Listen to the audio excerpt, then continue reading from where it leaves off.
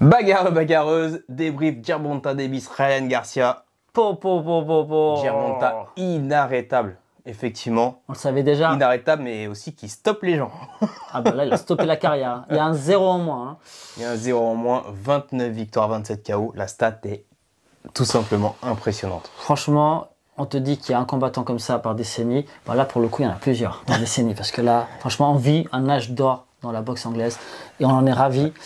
Et ce combat-là, déjà, tu te dis, quand tu vois le combat, à un moment donné, sincèrement, on l'a vu, vous l'avez vu, on se dit, mais pourquoi Ryan Garcia est monté sur le ring?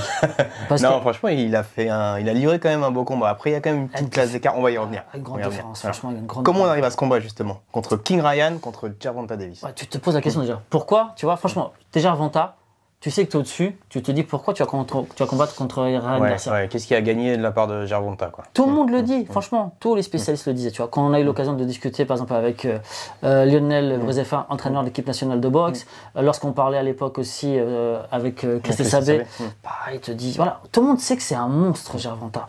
À quel moment tu te dis, je vais le combattre? Après, il a besoin d'activité, il a besoin de combattre. Besoin de petite. Après, c'est vrai, il n'a pas eu il a pas eu de gros nom encore. Ça aussi. Là, ça y est. Il est plus jeune, il a 24 ans, Gervonta en a 28, un peu plus d'expérience forcément.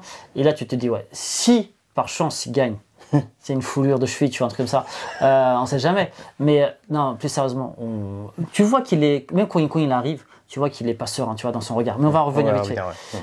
Gervonta, pourquoi il accepte? Simplement, tout le monde le disait, aux États-Unis. En Europe, partout, on parlait de ce combat, le combat de l'année. Oui, parce que d'un côté, il y avait la hype Ryan Garcia, King Ryan, très exposé, très médiatisé, une grosse communauté sur les réseaux. Et ça, mine de rien, on s'en rend peut-être pas compte en France, mais aux États-Unis, ça joue beaucoup. Quand tu es beaucoup suivi sur les réseaux, on l'a vu avec les frères Paul. On l'a vu. Même en France, sincèrement. Vous êtes levés pour ce combat. Je sais que les amoureux de la boxe se lèvent pour d'autres combats. Mais franchement, là, tout le monde se levait. Partout. Tout le monde a voulu voir ce combat-là. Le fait qu'ils mettent en avant ces deux fameux zéros, tu vois, que des victoires, des KO des deux côtés, forcément ça. Oui, il y a toute une histoire derrière, donc que les Américains savent aussi très bien monter en sauce. Tu avais un côté, même si Mayweather n'est plus dans la team Gervonta, Davis, tu avais le côté de la Hoya, et on connaît l'animosité entre les deux. Donc je pense qu'ils ont joué là-dessus aussi. C'est vrai. Regarde toutes les confs de faire ce qu'il y a eu avant. Il n'y en a pas eu une. C'est ça. Je vais dans ta ville, tu vas dans ma ville. Voilà. Et c'est vrai qu'ils ont fait monter la sauce. Et d'ailleurs, bravo, parce qu'ils l'ont fait monter. Hein. La preuve, dans le public, tout le GOAT de la boxe était là. Mike Tyson était là. Le GOAT pour certains et pour d'autres pas. Mais voilà, l'une des plus grandes légendes de la boxe. Spencer Junior, Charlo. Mayweather, Pacquiao, bref, et j'en oublie sûrement. Même une star du MMA. Même une star. McGregor, exactement. McGregor était là aussi. Donc oui, il y avait vraiment du très beau monde pour assister à ce combat-là. Et d'ailleurs, en parlant de Mike Tyson, est-ce que Gervonta, c'est pas un mini Mike Tyson? Arrête. Non. La comparaison n'est pas encore à la hauteur, de Iron Mike. Mais voilà, mais c'est vrai que je trouve qu'il y a pas mal de points de comparaison. En effet. Iron Mike, à 20 ans, est champion du monde. Voilà. Il a une carrière, on est bien d'accord. On en est loin de cette carrière-là. Ça se trouve, il va peut-être rentrer justement dans ce fameux Hall of Fame des légendes. Il n'y est pas encore, on est bien d'accord. Mais c'est vrai que, pourquoi je dis ça? C'est parce qu'il est plus petit de sa catégorie. C'est vrai. Donc, comme Mike Tyson, tu vois, il est reconnu pour sa puissance. Son agressivité. Son agressivité. Tu vois, donc ce côté-là, tu vois, voilà. Et ce déplacement, c'est ce travail de buste et tout, tu vois. Descendre très bas sur les appuis pour éviter, tu vois, les coups. Donc, voilà, c'est pour ça que je dis. C'est Mike Tyson, mais bon. Voilà. C'est un autre style, la boxe a évolué et c'est vrai que c'est pas du tout la même catégorie. Non. Moi, j'affectionne beaucoup cette catégorie parce qu'il y a puissance, mais il y a aussi vitesse et précision. Et ça, c'est vraiment impressionnant et on l'a vu dans ce combat. Ryan Garcia, on sait qu'il est aussi très rapide. Et Gervonta, il a su allier puissance, il sait allier en fait puissance et rapidité. C'est ça qui est vraiment impressionnant. Gervonta, franchement, il a une palette, il sait quasiment tout faire. C'est ça qui est compliqué à boxer en fait. Impossible. Il est plus petit. Tu vois, Garcia, il arrive. Garcia fait du Garcia au début. Sur le premier round, on le voit, il monte. D'ailleurs, avant de commencer ce combat, je vais revenir là-dessus, c'est important. On l'a senti directement qu'il y en avait un qui était transcendé. Ah, tu vas me dire les entrées. Les entrées. Ouais, ça, on a quand même beaucoup parlé. Mais elles ont leur importance. Je parle pas du délire de la musique ou pas de la musique, ça c'est autre chose. Mais simplement sur les faciès. L'attitude sur le visage. C'est ça, sur le faciès. Quand tu vois Ryan Garcia dans le ring et tu vois son coin, franchement, les gars, Ils sont blancs. Sans déconner. Il y a les. Il n'y a pas de preuve de racisme là. Ah non, mais c'est vrai, ils sont blancs. Ils sont stressés. Tu as envie de dire, les mecs, tu vois, ils sont pas en mode. Tu vois, c'est du stress, mais négatif. Ouais, mais tu peux pas arriver sur le ring et être serein, sauf si tu t'appelles Gervonta Davis. Bah, t'as accepté le combat. Non, mais t'as accepté le combat. Tu vas, tu vois. Quand tu y es, tu y es. Si tu vas pas avec le regard de tueur, etc., c'est compliqué. Là, tu vois Gervonta Davis qui arrive. En effet, l'entrée, c'est une tuerie. Ah, tu ramènes Chief Keef dans ton coin d'entrée. Ça te sauce. Ça te motive, tu vois. Et quand il est sur le ring, franchement, déjà, l'attitude, ok, il a l'air grave aussi, bien sûr. Parce qu'il sait si. Concentré. Mais mon gars, il est super motivé. Quand t'as Mayweather qui arrive en plus, qui est en train de le doser, il est en train de lui parler, il le dose. Ah, le gars, il a faim. Il a envie d'aller. Ouais, c'est ce qu'il faut, de toute façon. Ok, il perd son premier round.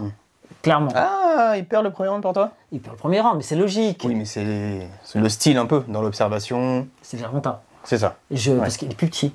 Donc il calcule. Ah, mais je sais pas si c'est que dû vraiment à sa taille ou c'est vraiment son style. Ou il est en mode diesel, comme on dit, et le premier round, c'est de l'observation. Il jauge l'adversaire. Il jauge l'adversaire, jauge le style. Mais moi, pour moi, il joue aussi la distance, tu vois. Voilà. Parce qu'il a tendance à travailler énormément avec son bras avant. Donc, il est gaucher, hein, donc le bras droit avant. Et tu sais, il met à distance son adversaire. Il essaie, tu vois, de jauger un peu la distance par rapport à ça. Et il perd son premier. Garcia travaille bras avant. Donc, rien d'extraordinaire sur le premier. Il perd son premier, mais rien d'alarmant dans le coin quand il retourne entre le deux rounds. À la fin du premier round, voilà. Sur le premier, on sent qu'il sait ce qu'il fait. Ce premier sur 2 rounds. Il le laisse passer, quoi. C'est pas qu'il perd, c'est qu'il le laisse passer. Non, voilà, mais il le perd en pointage. Non, mais en pointage, à la fin, c'est important, voilà, si ça va jusqu'à la fin. Deuxième round commence, et là, une dinguerie. Là, tu te dis, Garcia, Ryan, qu'est-ce que tu fais? Bah, après, j'ai envie de te dire, effectivement, enfin, on en discutera après, mais c'était quoi la stratégie? Le meilleur atout qu'il avait pour battre Gervonta? Parce qu'il a la rapidité, on sait. Oui. Mais l'autre en face aussi, il a la rapidité. Il y a le coup d'œil aussi. Il y a le coup d'œil, il y a la technique. Ouais. D'un côté, il y a la puissance. Comment tu fais pour contrer tout ça? Je pense que, je pense que c'est voulu. Hein. Le fait de vouloir aller à la bagarre, à la guerre sur le deuxième round, je pense que ça a été étudié parce qu'ils ont vu à chaque fois que Gervonta il a été mis en difficulté par rapport à ça, il a eu du mal à réagir. Par rapport à, tu dis, à ses 2 précédents combats. Voilà, c'est ça. Contre Romero, tu vois, il a subi le truc. Mais il y a un petit problème, c'est quand tu fais ça, si tu manques de puissance, t'es vachement plus grand, parce qu'il est plus grand. Tes coups portent plus. Il y a quoi, plus de 10 cm d'écart entre les deux? Ouais, c'est ça, grosso modo, je crois 10-12. Donc, ses coups portaient plus, ça manque de puissance. Il a voulu faire, entre guillemets, de la boxe sale. D'ailleurs, Gervonta direct, Davis, il regarde l'arbitre. Ouais, mais ça, ouais. Pour moi, il sort de son combat quand même un peu, Gervonta, parce que 2, 3, 4e round, c'est vrai qu'il parle beaucoup à l'arbitre, il parle à Ryan. Mais après, c'est le jeu. C'est le jeu, tu vois, mais dans le deuxième round, t'inquiète pas. Hein. Boum! Le gauche est arrivé, ça a fait descendre. Et d'un seul coup, le 3e round, il n'y a plus de bagarre. Tu vois, il est revenu dans sa boxe. Il est revenu dans son coin. Il s'est dit, bon, la stratégie de la bagarre. Elle n'était pas bonne. Et c'est là le problème, c'est que quand il revient, alors pour moi, c'est vraiment le tournant le 3e round. C'est-à-dire que là, on va le changement de stratégie de Gervonta par rapport à ce qu'il faisait jusqu'à l'heure. C'est-à-dire que là, à partir de ce moment-là, son bras avant va servir à toucher la face. Et son bras arrière, son bras gauche, son bras fort va toucher au corps. Ouais, tu me dis qu'il travaille déjà ce KO au foie qui va arriver au 7e. Ah, bien sûr. Mais dès ce moment-là, tu vois, on voit bien cette projection, tu vois, du corps. Lorsqu'il te frappe avec le point derrière, il met toute sa puissance à chaque fois. Tu vois. Ouais, tu veux que la jambe est bien ancrée au sol, que le pied part, ça pivote bien. Ça pivote bien, la hanche, l'épaule part bien, etc. Et ce travail au corps est tellement important. Pour plusieurs raisons. Parce que quand tu regardes Garcia, il n'y a pas de travail de buste. Pas de travail de retrait, pas de déplacement, il reste en ligne. En même temps, il s'est pris un KO au second. Oui. Et en face, comme tu dis, dès le 3e, ça travaille au corps dur. Et ça, tu peux pas en fait. Tu perds ta mobilité en fait. Tu peux pas bouger, c'est ça, exactement. C'est ça. Et c'est fait pour. C'est que je t'empêche, moi je bouge. Parce qu'il bouge tout le temps. Donc il arrive. Quand je te touche. Tu vois. Et moi je te touche fort et t'as mal. Et tellement c'est vrai qu'à force de le toucher, d'ailleurs. Chris Sabé nous l'avait expliqué dans une des interviews à la bagarre, c'est que le corps, c'est très important de toucher au corps. Parce que déjà, la superficie est plus importante. Donc, tu as plus de chances de toucher au corps. Ça, plus de surface. Quand tu touches au corps, ton adversaire, il ne bouge pas. Parce que quand tu prends des coups au corps, tu as intérêt à t'ancrer au sol. Hein. Et en plus, ça te coupe le souffle. Ça te coupe le souffle, ça te fatigue, ça t'use. Donc, il y a beaucoup d'avantages. Tu marques des points. Donc, le travail au corps est très, très, très important. Et Gervonta, ça, il l'a très bien fait contre quelqu'un qui ne bouge pas. Et quand même, chapeau à Ryan, parce que il a pris un down au 2e, mais il reste quand même dans le combat. Petit à petit, ça descend, il est attaqué, mais il a encaissé quand même, quoi. Bah, Et voilà. Moi, ce que je La regrette. différence de clash, je pense qu'elle elle aurait encore été plus flagrante si le combat avait été jusqu'à la fin, quoi. Parce que ça... Oui. Tu vois ce que je veux dire? Ça déclinait, mais... Bah, ce qu'on a vu sur Gervonta, on avait du plaisir, hein, les petits sourires et tout. Non, mais c'est important quand tu boxes. Ouais, je pense que dès le 2-3e, il savait mais que... t'as pas d'agressivité en face. Tu vois, il a voulu aller à la bagarre. Donc, qui dit bagarre dit agressivité. Et d'un seul coup, derrière, il n'y a pas d'agressivité, tu vois. Il est resté dans une boxe stéréotypée, tu vois, de bon élève. Tu vois ce que je veux dire? Alors que non, tu vois, où Bah, il est resté prévisible, en fait. il n'y a pas de magie dans sa boxe, tu vois ce que je veux dire? Il n'y a pas quelque chose, tu vois, il n'y a pas quelque chose de la street. Ouais, c'est propre. Mais c'est propre, c'est ce qu'on aime aussi. Moi, j'aime bien voir de la boxe propre. Après, Oui, effectivement, contre un adversaire comme ça, Mais propre, c'est. faut... Elle est propre la boxe de Gervonta, tu vois ce que je veux dire? Mais il y a quelque chose en plus. il y a quelque chose en plus. Tu vois, il y a des déplacements et des regards. Tu vois, en face, c'était. Il se veut clinique, tu vois. Un peu comme les frères Klitschko, tu vois. Sauf qu'il n'y a pas cette puissance des frères Klitschko. Donc, oui. non, tu vois, voilà. Quand tu es clinique, c'est-à-dire que tu peux te le permettre de l'être. Lui, il pouvait pas, il peut pas. Ouais, après, il a mis beaucoup de KO quand même, Garcia. Oui, Mais tu te dis qu'il a quand même peut-être moins le power que Gervonta. Après, j'ai envie de te dire contre Mais, qui. Tu vois, je veux dire, on peut pas, tu vois. Ils n'ont pas la même carrière, effectivement. C'est la ce même qu'on disait, carrière. en fait, ouais, au début. C'est vrai que, ouais. C'est important aussi. Deux invaincus, mais pas au même niveau. Et là, ça s'est clairement vu. Et là, ça s'est vu. Une vraie différence de classe. Et d'ailleurs, tellement ses coups au corps commencent à porter que il sautille, il veut absorber les coups, il recule en sautillant. Pire que ça, il donne le dos. Ouais. Quand tu commences à donner le dos dans un combat de boxe, c'est qu'il y a un souci quand même. Dans n'importe quel combat, de toute façon. Voilà, non, mais n'importe quel combat, c'est sûr, certain. Mais en boxe, tu peux pas donner le dos. Tu ne peux pas donner le dos. Tu es en train d'envoyer des messages. Ouais. En plus, tu es en train de donner des messages et tu es surtout en train de dire à ton adversaire, ta tactique, mec. Ouais, c'est ce qui marche, ça fonctionne. Ça marche, Ouais. c'est bon. Donc continue à travailler là, continue à boxer comme ça, c'est en train de payer. Et ça, voilà. Ouais, et on parle de travail, effectivement, tactique, mais voilà, c'est le coup d'œil, effectivement, de la vista, de la précision, de la puissance, mais tu vois que c'est des coups énormément travaillés. Mais oui, c'est travailler. C'est du travailler à l'entraînement, Mais c'était ça simple. sort pas de nulle part, en fait. Non. Et tu vois là, tu vois tout le travail, en fait, en amont. Parce que c'est vraiment, voilà, effectivement, le coup d'œil, l'instant, il est magique, mais c'est travailler des dizaines de milliers de fois. Mais, et ce qui est drôle, c'est que à chaque combat qu'on a eu de Gervonta Davis, il a travaillé sur une technique précise. C'est vrai. Et sa technique précise a fonctionné et a emmené au KO. Ah, mais c'est ça Là, tu vois, tu regardes tous les combats, c'est simple, hein, entre guillemets, c'est simple, hein, entre guillemets, hein, parce que les heures de travail derrière. Mais tu vois, il la garde, tu vois, il n'est pas parti sur autre chose. Il a absorbé, il se décalait, il touchait, ce qui a empêché tout le temps Garcia d'être fort sur ses appuis, de frapper fort. Il n'a jamais pu frapper fort. Ouais. Tu vois, parce qu'il y avait toujours ces petits déplacements, il touche, il bouge, il touche, il bouge. Le bras devant, tu vois, qui vient masquer un peu, qui touche, et le bras derrière qui vient chaque fois frapper fort au corps, on l'a eu, mais plein de fois. Ouais. Il n'y avait pas autre chose. Souvent, on vous dit, lorsque vous allez dans des salles, ou lorsque vous regardez certains combats, on vous dit, touche au corps et remonte à la face. Ouais, body, head, body, ouais. Là. Non, Non, c'était pas ça. c'était pas ça. Ouais, c'était pas ça. C'était pas ça le game. Le plan, Ouais, c'était il pas l'a ça. amené, quoi. Il l'a amené. Il l'a Le amené. KO 7ème round, au foie, il n'arrive pas par hasard. Non. Il n'arrive pas par Non. hasard. Et d'ailleurs, regardez le déplacement. Regardez ce déplacement-là. Donc il a la jambe droite qui est devant. Ouais, il est en gaucher. D'accord. Il est en gaucher. Quand il envoie, quand il arme, il y a un déplacement du corps. Ouais. C'est-à-dire, il va avancer sa jambe gauche. Il va Il se met pas pivoter. totalement droitier, mais effectivement, il pivote. Exactement. Quoi. Il va Ouais, pivoter. ouais. Il va placer sa jambe vers l'extérieur pour avoir ce mouvement de rotation. Il descend sur ses appuis. En plus, c'est-à-dire qu'il est vraiment au maximum de la puissance. Et quand Et ça il remonte, envoie. Et le point, bien entendu, je sais qu'on vous apprend ça dans ce cours de boxe, il arrive, pam, et là il touche, il y a la superficie qui va arriver. Il y a deux gauchers à ce moment-là, parce que l'autre il est sur le bras de devant, donc il envoie le crochet gauche au visage, il n'arrive jamais. Là il se fait toucher, et le temps que son corps comprenne ce qui se passe. De toute façon, le KO au foie, il est fatal. Il est fatal, Ouais. inévitable. Ouais. Inévitable. C'est pour ça que je reviens. J'ai eu quelques messages sur les réseaux, genre il a abandonné ou un truc comme ça. Ça, c'est ceux qui ont jamais pris un KO au foie.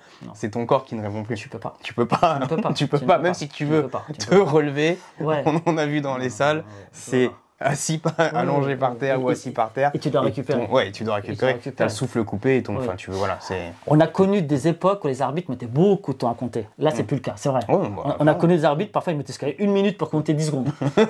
Mike Tyson s'en souvient encore, hein, malheureusement pour lui. Non, mais voilà, tu vois ce que je veux dire. Là, l'arbitre est venu compter directement. Mais imaginons qu'il revienne. Sincèrement, Non, mais le combat était quand même déjà fini. Bah oui. Parce que même si serait le relevé, même si c'était reparti, Jarvanta. Tu sais que derrière, il aurait Oui, rappuyé il aurait au même appuyé. endroit. Et puis, il serait tu te reprends redescendu. un coup, c'est pareil. Il serait redescendu. Ouais. Il y avait rien, il y avait rien à faire. Dans tous les cas, il y avait vraiment une différence de classe, deux classes même, je pense.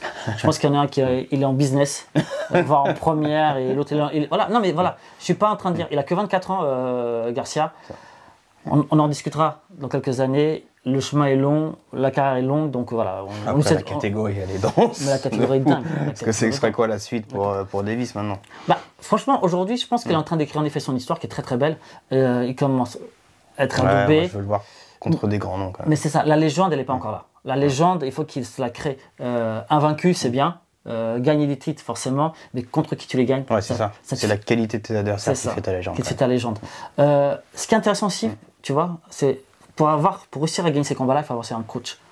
Et son coach, c'est pas n'importe qui. Il l'a depuis quasiment toujours. Avant, depuis toujours. Avant c'était le fils du coach.